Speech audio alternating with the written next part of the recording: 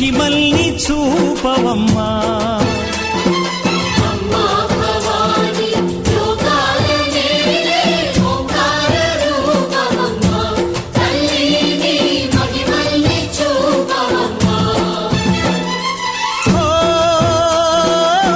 సృష్టికే దీపమా, శక్తికే మూలమా, సింహరథమే నీదమ్మా. అమ్మ దుర్గమ్మ భక్తులను దీవించుమా.